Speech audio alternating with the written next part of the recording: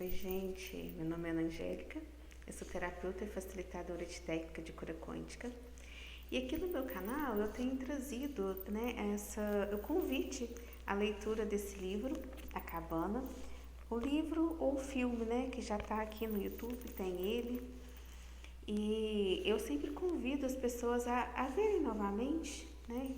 Quem já assistiu já tem uma leitura sobre esse livro, já tem uma forma de vê-lo, né? Já de um jeito já específico. Eu te convido a ver novamente, numa visão agora terapêutica, e ver o quanto esse livro é rico, né? Eu gosto muito dele porque foi o primeiro contato que eu tive de um livro que me levou a uma reflexão um pouco maior, né? Pelo menos foi o que mais me marcou. E depois eu fui lendo vários outros livros, né?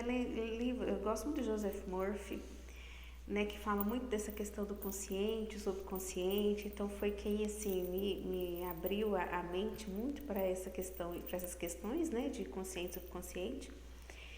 E depois eu fui lendo outros, né? Outros livros que eu gostei muito. E quando eu voltava o olhar para esse livro, eu falava, nossa, olha só que bacana, esse livro tem um pouquinho de cada livro que eu leio, né? Ele fala um pouquinho de cada coisa. E aí, quando a gente fala de consciente e subconsciente, que esse assunto tão comentado por aí, né? O que mais a gente vê hoje, né? É falar sobre essa expansão da consciência, que é justamente a gente trazer coisas do nosso subconsciente para o nosso consciente, né? Isso que dá essa expansão, trazer novas formas de ver, né? E também eu trazer para a consciência o que me bloqueia, né? De forma que eu consigo trabalhar essas crenças, né? E aí, quando eu vejo esse livro, quando eu olho, volto a olhar para ele, eu falo, gente, olha só. Olha toda a história que é contada nesse livro, né? De um homem casado, pai de família, que ele começa o filme acordando à noite, lembrando de um passado, de uma infância que ele teve que não foi muito bacana, né? Ele fala que a esposa chama Deus de papai, o que para ele não é muito íntimo, ele acha intimidade demais chamar Deus de papai. E ele não tem, né, esse... E aí eu fiz um outro vídeo no meu canal falando, gente, observa isso, né? Observa se você não está humanizando Deus demais, né? Às vezes você está trazendo Deus para uma característica que era de pai e de mãe. Deus é muito mais que isso, né? E depois aqui o ator desse filme, ele passa por uma situação que ele entra em descrédito com Deus. Ele já não acreditava muito. Ele perde a filha e aí pronto, cadê Deus, né? Ele passa o tempo todo culpando Deus e falando, cadê você? Você não estava. Então, se para ele já era difícil acreditar em Deus, porque ele assimilava Deus, né? Ele fazia referência de Deus como uma figura paterna, que não foi muito presente na vida dele, né? E não foi muito bacana essa figura na vida dele. De repente, ele perde a filha, então aí que ele entra em descrédito mesmo, né? Mas aí, no decorrer da história, ele precisa resolver todas essas questões. E ele precisa fazer o quê? Voltar na cabana. E é a pergunta que eu te faço, né? Qual a cabana que você precisa voltar? E no momento que ele volta na cabana, ele precisa... Gente, eu arrepio de falar isso assim, porque eu fico muito assim, emocionada de tanto que faz sentido, né? E volta nessa cabana, né? Porque no momento que ele precisa voltar na cabana, ele passa por toda aquela fúria, a raiva, ele coloca para fora toda a fúria, toda a raiva que ele sentiu, né? Ao ver ali o sangue da filha dele. E aí ele sai, né? E primeiro ele meio que tenta se matar, né? Porque ele coloca a arma, levanta a arma, mas de repente por um barulho ele desiste. E aí ele sai, né? E ele encontra, quando ele sai dessa cabana, ele encontra Jesus passando, né? Jesus chama ele pelo nome e leva ele ali para um outro local, né? ele sai de um local nevado, cheio de neva, e ele entra num local que tinha sol, e ele fica assim, como assim? Eu olho para lá tem neva, eu olho para cá tem sol, né? E ele vai, ele acompanha, e aí começa toda uma história, que aí, né, eu vou resumir aqui, ele chega perto de Deus, desacreditado, porque Deus é homem, mas de repente ele aparece na figura de mulher, que negócio estranho é esse? Mas ele vai ali se acalmando, tem hora que ele dá uma fúria, tem hora que ele se acalma, e aí ele vai, vou falar das curas, né? De uma das curas, tá? Ele vai de repente para um barco, né? Lá no meio do filme ele entra num barco e ele precisa atravessar o rio. Então, qual rio que você também tem que atravessar? Mas quando ele entra na canoa, é uma canoa, né? Quando ele entra naquela canoa, ele começa a lembrar da situação da filha dele, do filho dele sendo afogado. Aquela situação não traz boas lembranças para ele. E aquela lama, né? Ele começa a se ver rodeado de uma lama, aquela lama começa a entrar ali e quebrar a canoa, e ele coloca a mão na água e sai toda aquela mão cheia de lama. E quantas vezes a gente precisa atravessar o lago, a gente precisa passar para o lado de lá, mas a gente se vê preso nessa lama e a gente está ali revivendo e remoendo aquela lama de um passado, né? E aí Deus olha para ele e fala, olha para mim, não olha para isso, olha para mim, olha para mim. E o que Deus está querendo dizer ali para nós, gente, naquele momento, daquela cena? Olha para mim, aonde que eu estou? Dentro de você. Não olha para isso, olha para mim. Eu enfoco ali a importância da meditação que a gente faz, né? Esquece tudo que está à sua volta e olha para dentro. Né? E aí ele, quando ele consegue olhar para Deus, ele consegue atravessar, né, aquele lago, atravessar aquela represa ali, segurando nas mãos de Deus e caminhando por cima das águas. E é possível. E ele mostra para nós que nós devemos acreditar no impossível na nossa vida, mesmo no momento que a gente acha que a lama vai subir barco adentro, né? Olha para dentro, porque eu estou aqui. Né? Traz uma reflexão que eu acho muito bonita.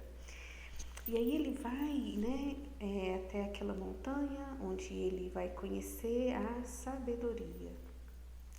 E aí é um momento muito lindo para mim, porque a sabedoria coloca ele na posição que ele sempre manteve aqui na Terra, né? Na posição dele de homem, posição terrena. Ele se coloca na condição de julgador. Agora você vai julgar. E no momento que ele precisa julgar os filhos, né, ela dá todas as cartas. Olha, esse faz isso, esse faz aquilo. Qual você vai salvar? Você só pode salvar um. E ele fala, não, eu vou no lugar deles, né? Porque é muito difícil a gente julgar a nós mesmos e as pessoas que nós amamos tanto, né? E isso acontece muito com a gente. Acho linda essa parte, leva uma reflexão de quanto que eu estou julgando, né? E se eu tiver que salvar alguém da minha família, se eu tiver que salvar meus filhos, quem é que eu vou escolher, né? E a gente começa a estender esse olhar para ver que como é difícil para Deus, né? No sentido assim de, são todos meus filhos. Esse erra, né? Esse é mais ganancioso, esse é mais egoísta, esse é mais isso, mas são todos meus filhos, né?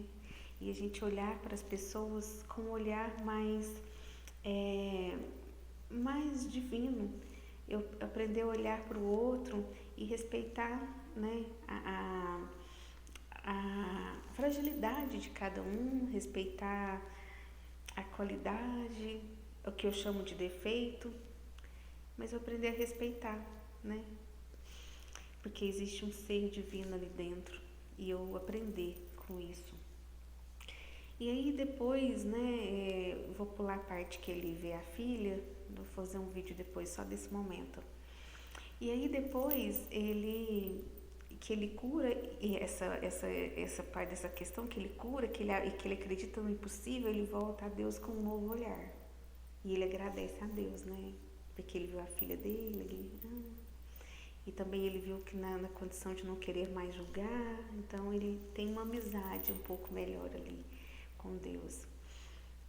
E aí depois ele tem um momento lindo, né? Que é o momento do perdão. Ele precisa voltar também e perdoar o pai e pedir perdão para o pai, né? Ele teve uma infância muito confusa com o pai e ele precisa pedir perdão e perdoar. E aí eu bato muito na tecla do perdão na cura, né? Quando a gente fala de técnica de cura quântica, a gente bate muito no perdão, né? E aí ele volta naquela cena e perdoa o pai. Ele reencontra o pai, perdoa ele. Acho lindo esse momento. E depois ele faz um outro ato muito lindo. Ele perdoa o assassino da filha, né? Ele vai lá onde tinha o que mais o que ele mais odiava, o assunto que mais deixava ele revoltado. E aí ele precisa ir lá e perdoar, para ele poder encontrar depois o corpo da filha e fazer o sepultamento que ele não tinha tido a oportunidade de fazer. E tudo isso acontece, mais algumas outras coisas que eu vou tentando fragmentar os vídeos, né? E tudo isso acontece e depois, quando de repente a gente vê, ele estava dormindo, ele estava em coma, vamos dizer assim, e a gente pode perceber que tudo isso aconteceu aonde, gente? No subconsciente, não é? E aí é que eu te chamo a analisar, né? Onde está sua cabana?